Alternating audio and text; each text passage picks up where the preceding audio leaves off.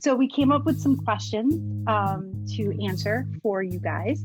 And so if you have more questions, feel free to ask them. And the first one is, why is anti-oppressive work important and not just anti-racism work? So why?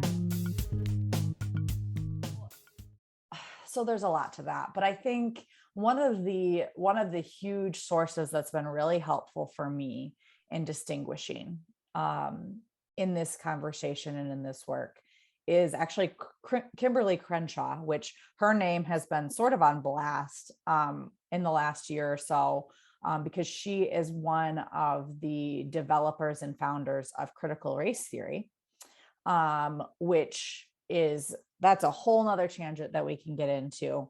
We're not going to get into that for our conversation today. But one of the other big things that she is known for is her work around intersectionality. And so she talks about basically she has lots of different articles and lots of different work, but in one of them, she's talking through kind of why just feminist theory or just anti-racism isn't solely enough. And essentially what happens is, she calls it kind of single access work. That what happens is when we approach a problem, so let's say, we'll talk about feminism. When you're in that looking at that marginalized group, or people that have a marginalized or oppressed identity, what ends up happening is still the most privileged individuals rise to kind of the top of the heap in that. So when we're talking about feminism, it's white women. And that was a pretty known thing that during the original feminist movements and during the 1920s, when women were advocating for the right to vote, what it really is white women. And Black women were like, hey, and other women of color were like, hey, we want to be a part of this. Let's get involved. And basically what was told was like, no, not yet. It's not your time yet. Like, let's focus on our freedom first, and then it'll trickle down to you. But the problem with that is, what we've seen throughout our country is those fight for freedoms and equity and equality aren't a one and done thing. Sexism is still alive and well.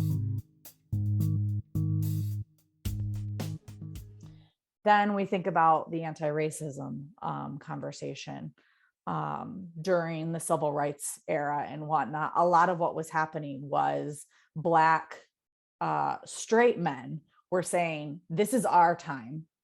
All of you all over there, wait, and eventually it'll happen. So a lot of gay men in the movement got pushed to the sides. A lot of women got pushed to the sides. And essentially, and again, racism's still alive and well today, right? I mean, we can articulate that and argue that, but based on our definition of like racism being systemic, and that power is being misused to perpetuate these long cycles of racial discrimination, that's still happening on a systemic level.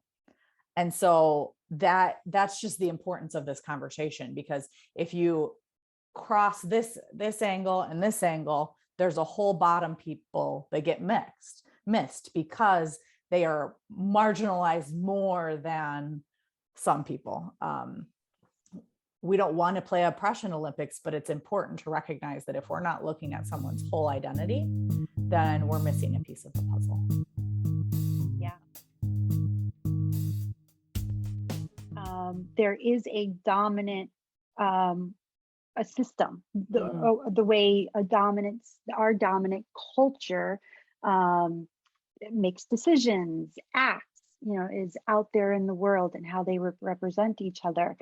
And so, and we, Hannah and I, and Marisol, we still see the tentacles of racism from the past still in the present, right? And we can learn from it, right? We can look at the past, look at all the decisions that have been made, laws codified, that have brought us to this place of the effects of all that in our world, which has created a dominant system, a dominant culture, and for us to come in and say yes, racism, addressing racial issues is important, and that's not it. We need to come together and look at who else has been marginalized, right? Who else needs to sit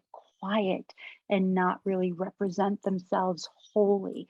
And so, as we are doing this work, we are very passionate about, what does this look like holistically for us to bring organizations to a place where everyone is important, not just, oh yeah, everyone's important, but really like down in the depths where all, your story is important, your humanity is important, how you've been developed is important.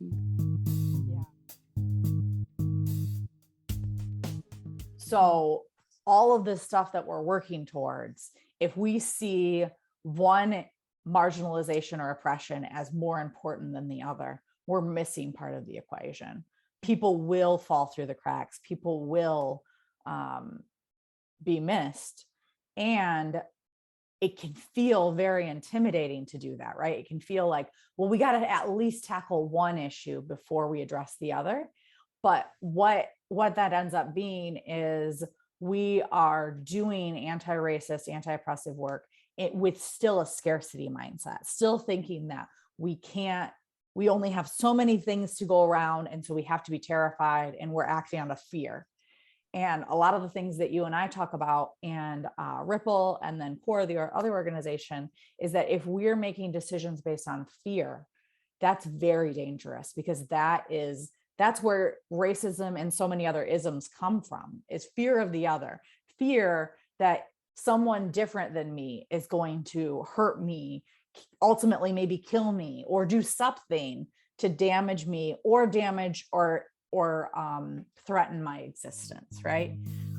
And so if we're trying to combat that, but then still come at it with fear, there's something missing there.